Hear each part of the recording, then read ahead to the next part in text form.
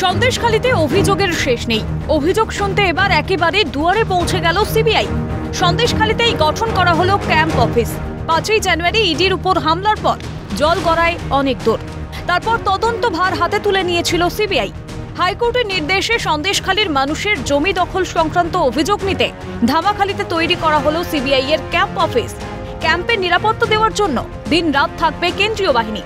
CBI সূত্রে খবর, আগামী 1 জুন পর্যন্ত 24 ঘন্টা খোলা থাকবে ক্যাম্প অফিস। সেখানে অভিযোগপত্র গিয়ে জমা দিতে পারেন সন্দেশখালীর বাসিন্দারা।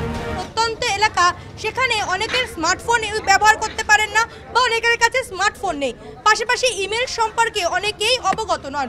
ফলে হাইকোর্টের নির্দেশে ইতিমধ্যে সিবিআইকে যে নির্দেশ দেওয়া হয়েছে যে সন্দেশখালীতে ক্যাম্প করতে, আর হাইকোর্টের নির্দেশে আজকে থেকে সিবিআই এর এই ক্যাম্প সন্দেশখালীতে শুরু হচ্ছে। সিবিআই আধিকারিকরা তারা মনে করছেন, যদি সন্দেশখালীতে সিবিআই ক্যাম্প তৈরি হয়, সেক্ষেত্রে এই ক্যাম্প থেকে দ্রুততার সঙ্গে এই তদন্তকে এগিয়ে নিয়ে যাওয়া যাবে। এতদিন জমি দখল সংক্রান্ত অভিযোগ করতে গ্রামের মানুষকে কলকাতায় নিজাম প্যালেসে যেতে হতো কিংবা ইমেল করতে হতো, যেটা সন্দেশখালীর মানুষের পক্ষে যথেষ্ট সমস্যার এবং সময় সাপেক্ষ। তাই সন্দেশখালীতে ক্যাম্প হওয়ার মুশকিল আসান হলো অনেকটাই।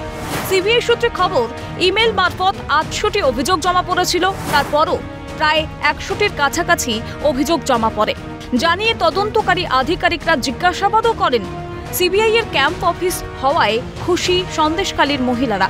তবে সন্দেশখালী থেকে ধামাখালীতে সিবিআই ক্যাম্পে পৌঁছতে গেলে ফেরি পার করতে হবে। এখানেই মহিলাদের সংশয়, শাসকের নজর এড়িয়ে আদৌ ক্যাম্প অফিস অবধি যেতে পারবেন তো? আমরা অনেক খুশি, কেননা সিবিআই এর প্রতি আমাদের ভরসা আছে, কিন্তু পুলিশের প্রতি আমাদের কোনো ভরসা নেই। ধামাখালী পর্যন্ত যেতেই তো আমাদের জীবনের ভয়। আমাদের মাঝপথে কি হবে আমরা তো নিজেরাই বুঝতে পারছি না। ওদের লোক তো সব জায়গায় আমাদেরকে। আমাদের একটাই প্রশ্ন, আমাদের পাড়ার মধ্যে দেখুন একজন এসে হুমকি দিয়ে গেল, তাহলে এখান থেকে ধামাখালী বেশ কিছু দূর, আমরা কি সাহসে যাবো? আপনি বলুন, রাস্তার মাঝখানে কিছু হয়ে গেলে আমাদের দেখভাল কে করবে? এবার আমরা খুশি, এখানে ধামাখালী হয়েছে। এবার আমরা একটা বেড়মজুর একটা সিবিআই ক্যাম্প চাই। ধামাখালীতে ক্যাম্প অফিস গঠন করার পর ক্যাম্পে দেখা গেল সন্দেশখালীর 2 বিডিওকে। তবে তাকে তলব করা হয়েছিল কিনা সেই বিষয়ে কোনো উত্তর দেননি তিনি।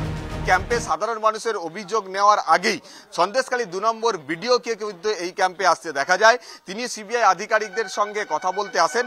যদিও উচ্চ পদস্থ আধিকারিক, ডিএসপি পদমর্যাদার আধিকারিক, যার নেতৃত্বে মূলত এই ক্যাম্প, তিনি অনুপস্থিত থাকার কারণে বিডিওর সঙ্গে অন্যান্য আধিকারিকদের সেইভাবে কথাবার্তা হয়নি। তদন্ত করছে ভালো, হাইকোর্টের নির্দেশে আমরা হাইকোর্টকে সম্মান করি, সঠিক তদন্তে বেরিয়ে আসে।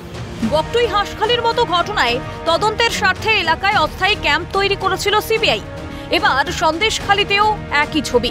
এবার দেখার আর কত অভিযোগ জমা পড়ে সিবিআই এর ডেরায়। ক্যামেরায় সঞ্জীব চক্রবর্তী, গোপাল সেন, সুরজিৎ প্রামাণিকের সঙ্গে রেশমি দাস, শুভজিৎ দে ও মফিজুল ইসলামের রিপোর্ট, ক্যালকাটা নিউজ।